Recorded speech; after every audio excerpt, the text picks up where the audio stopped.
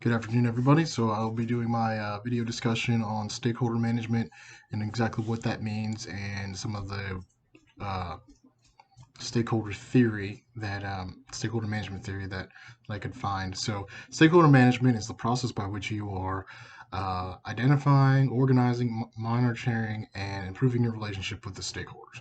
So that process begins by first identifying your stakeholders. So generally that's fairly easy, but it could be difficult depending on some factors. Then you need to determine if they are internal or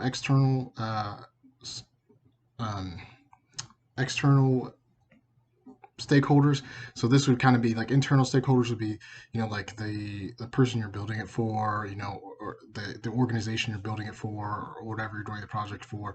Maybe there's some of the directors that have some interest in there. In the case of mine, when I'm doing the emergency plan, we have the stakeholders is the mayor, the chief of police, the director of hospital, director of the emergency staff. I think the chief of the fire department. Those are all internal stakeholders.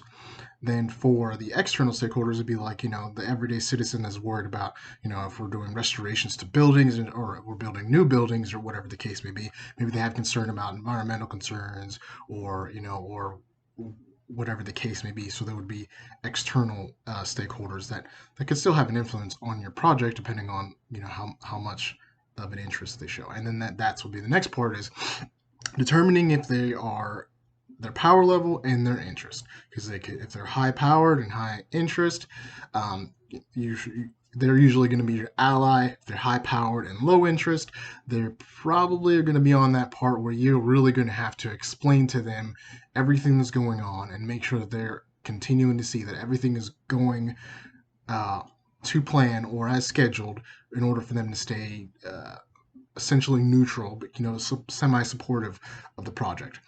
Um, and then some person that's high powered and high interest could also, can pose some issues because maybe they are inputting themselves too much into your processes. So you're going to have to find, that person you might have to manage a different way, but necessarily they are wanting your project to succeed. So you can use that synergy to kind of get things going, right?